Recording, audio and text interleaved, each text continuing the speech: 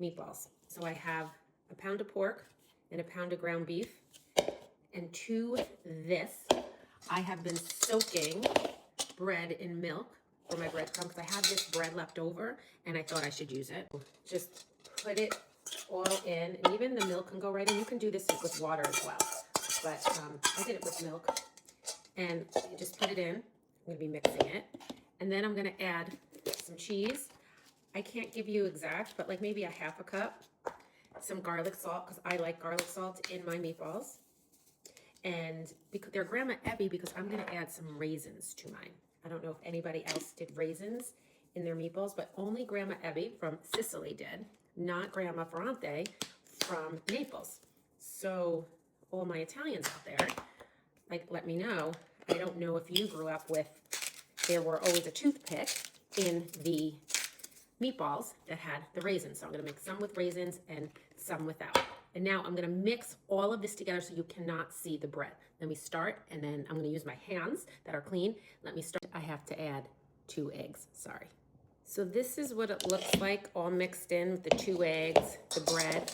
And then I made a separate one because I'm gonna add the raisins to this one. Just about a handful of raisins and mix them all in. Now I have to sit in Italy is don't make them too big. So I'm gonna make them about this size. I'm gonna fill this plate with the plain and the raisin ones, and then I'll get ready to fry. So you don't need to watch me roll 100 million meatballs. So now I'm gonna get ready to fry the meatballs. I added a lot of olive oil, and then here are the meatballs. You know, in Italy, they still use seed oil, but, so look, these are the ones with the raisins, and these are the ones without.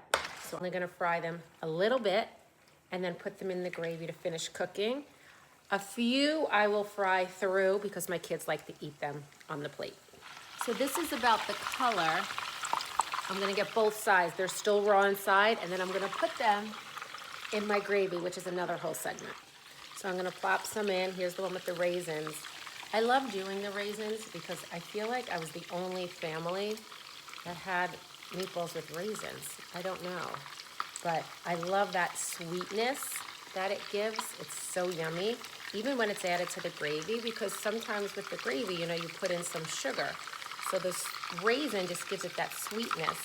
So I'm just taking them and putting them right in there. And they'll finish cooking in there because I cooked the shit out of it all day.